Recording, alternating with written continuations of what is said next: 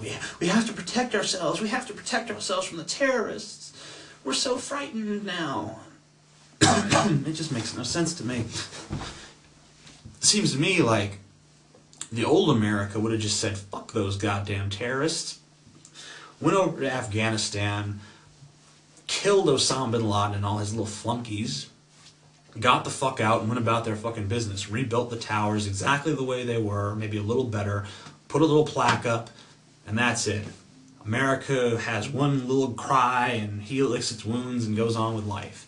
You know, and it's in the history books about how we overcame adversity and all that stuff. But instead, it seems like it's like this big festering stab that we keep picking at. We refuse to heal because we're just, I don't know, it just seems like we'd rather be wounded. And I think that there's so many other things that testify to it. The other day I was walking in the mall, and there was this little kid there, this little 5 or 6 year old kid, and he's crying. It's obvious he's lost. He's lost his mother. She's nowhere to be found, and he's doing what all children do in that situation.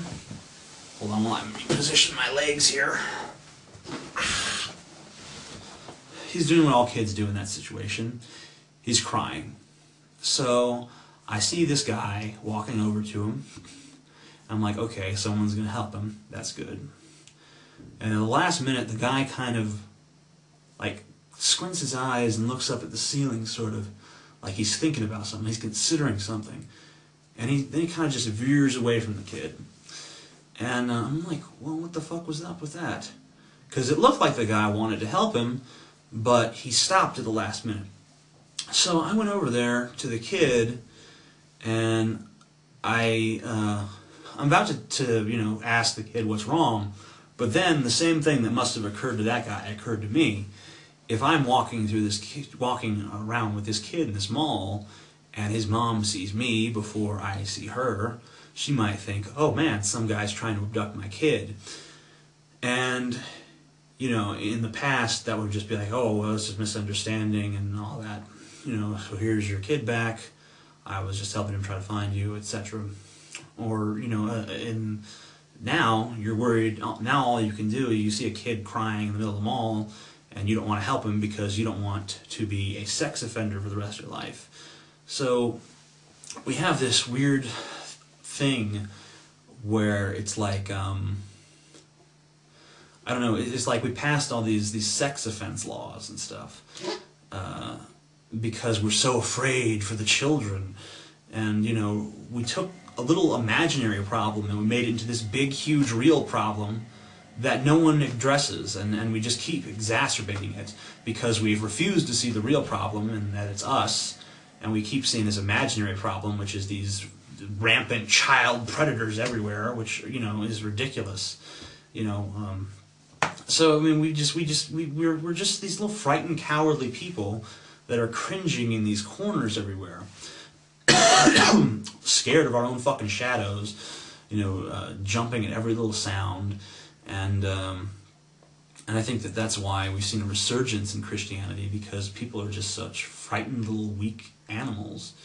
And I don't know if we've always been like that, because I haven't been around long enough, but it would seem to me like we haven't been. And what this is getting back to is this whole thing about I think the political. So that's the kind of the political reason for atheism is kind of it's kind of that rejection of cowardice. I think that I see a world where everyone is being frightened and timid, and I'm saying that I refuse to be.